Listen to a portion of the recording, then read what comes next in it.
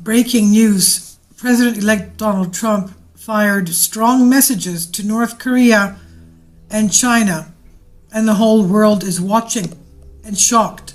North Korea is enraged, illogical, nuts, crazed, with nuclear weapons on hand. China is huge and also has, of course, nuclear weapons. So it's nerve-wracking for everybody. US President-elect Donald Trump tweeted Monday that he would not tolerate fresh signs of North Korea nuclear aggression. In an annual New Year's Day speech, North Korea leader Kim Jong-un warned that preparations for launching an intercontinental ballistic missile ICBM were at the final stage, and he added that he would continue enhancing his nation's capability for preemptive strikes unless the US ended annual naval exercises in South Korea, or what Pyongyang calls war games. That is, naval exercises. Donald Trump tweeted, 3rd January at 1:05 a.m. As we know, Donald Trump works into the small hours of the night, and that's many a time that we see him tweeting these messages. He tweeted, North Korea just stated that it is in the final stages of developing a nuclear weapon capable of reaching parts of the US. It won't happen.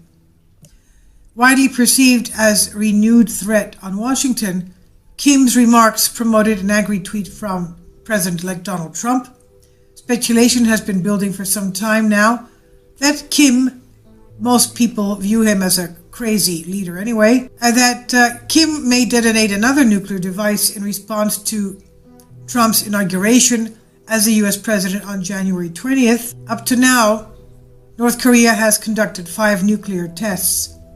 Now, in a second tweet, about 40 minutes later, President-elect Donald Trump then criticized China, a traditional ally of Pyongyang, of North Korea, for its lack of assistance on the matter. He says, China has been taking out massive amounts of money and wealth from the US in totally one-sided trade, but won't help with North Korea.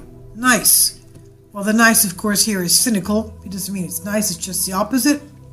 So we believe that Donald Trump will be a very strong president and leader in this new presidency, and he'll very well take care of North Korea and China. North Korea is not going to have a nice time with Trump. Their life is going to be very complicated and dangerous because Trump is not going to allow them to play games with nuclear weapons. And this should not be in the hands of a crazed lunatic anyway, as is Kim of North Korea. As we said, China is helping North Korea with technology all the time, and they did nothing to change the situation in small, poor dictatorship puppet state of North Korea. I'll leave links below for you for this. This is from CNBC on USA Politics Today.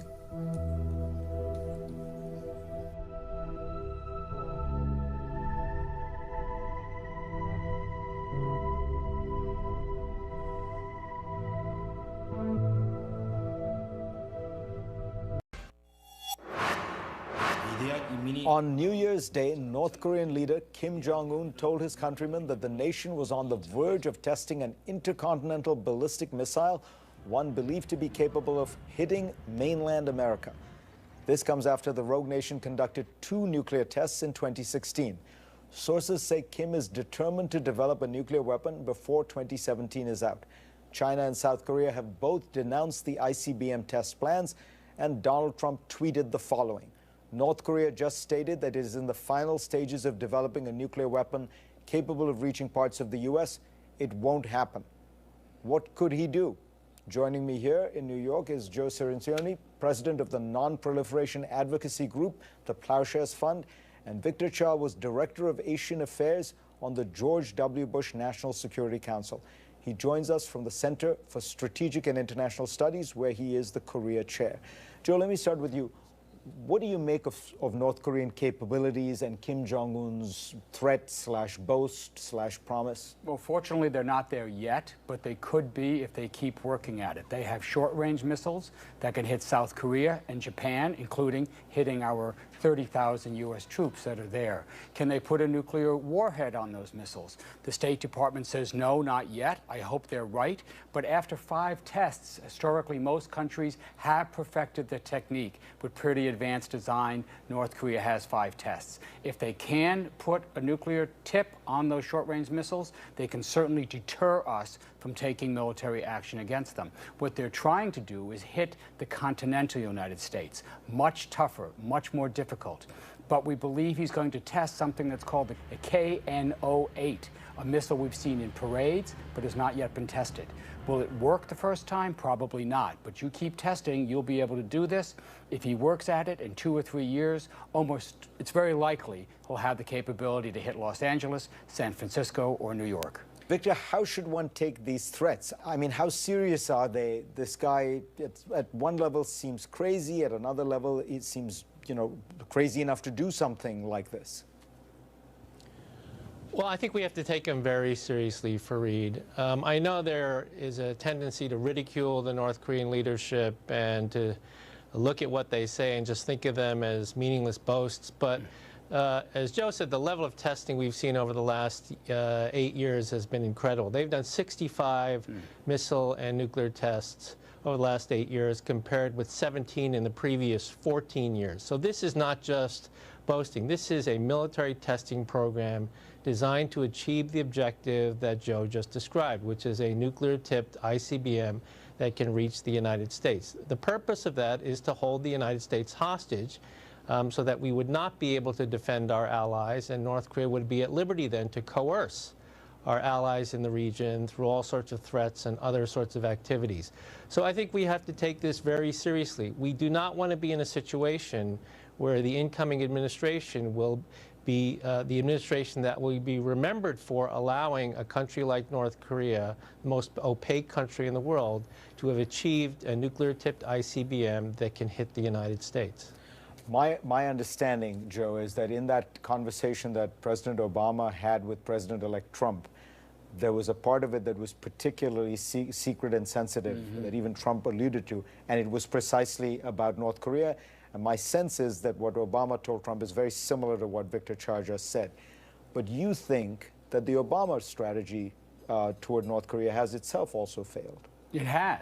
Now, George W. Bush tried to get them not to go nuclear. He failed. They tested in 2006. Obama tried to stop them by putting on more sanctions and refusing to talk to them. That failed miserably. They increased their capability. So now we're in a situation where the incoming president is likely to be tested on this issue in the first few months. The U.S. and South Korea have major military exercises in February and March coming up.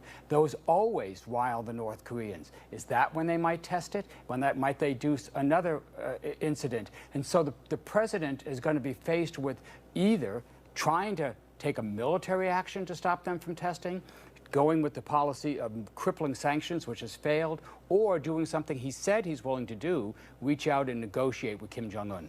You think the third is the right bet? I think it's the only way to go, a coercive diplomatic approach, one that threatens sanctions, puts on more sanctions, but also reaches out to engage North Korea to try and arrest their program, freeze it where it is.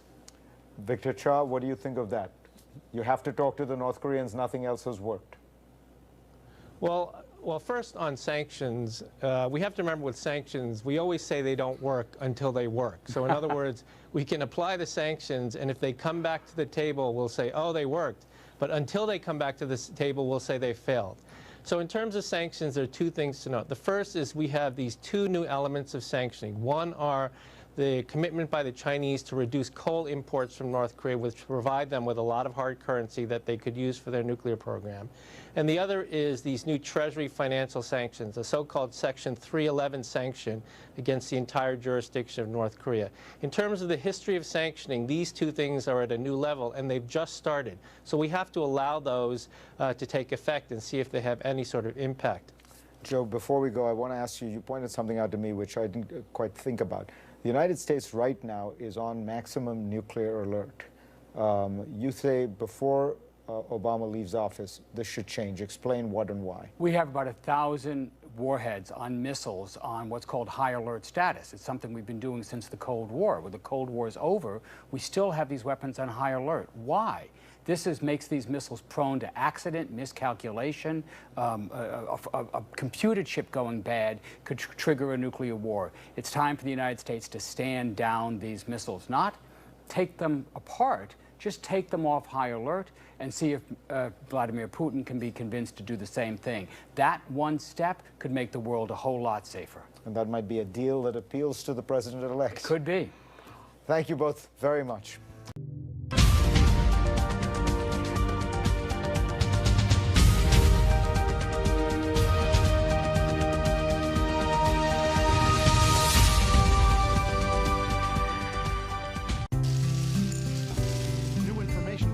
Donald Trump got a dire warning about a major national security threat he'll face when he enters the Oval Office. A threat that comes from a young, impetuous dictator who executed his own uncle.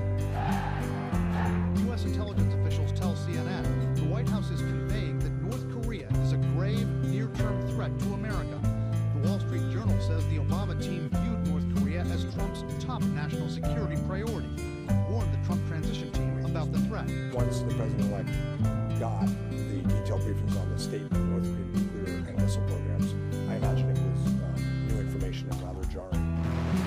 U.S. officials and weapons experts say Kim Jong-un's regime probably has the ability already to put nuclear weapons on medium-range missiles which could hit Japan and South Korea. And they're improving their longer-range intercontinental ballistic missiles. One is called the KN-14. They've tested the ICBM engine. It may have new fuels and even far greater energy and range. And with that range, the KN-14 can possibly reach Washington, D.C. Those missiles haven't yet been tested to be able to re-enter the atmosphere.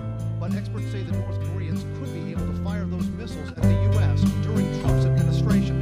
There are also new concerns tonight about Kim's violent tendencies and how President Trump will deal with him personally. What should Donald Trump know about Kim Jong-un in these matters? Kim Jong-un is a dangerous man. He has grown up around violence. He seems to enjoy violence. We have moved dozens of his generals, and he is a leader without legitimacy. He needs to prove to the people's army that he is a tough guy. On the campaign trail, Trump alternated between saying it's possible he could meet with Kim and saying he wanted to push him out of power. He's like a maniac, okay? And you gotta give him credit. How many young guys, he was like 26 or 25 when he started, take over these tough generals? Tonight, analysts have a serious question. Are these two leaders who will act rationally toward each other or impulsively?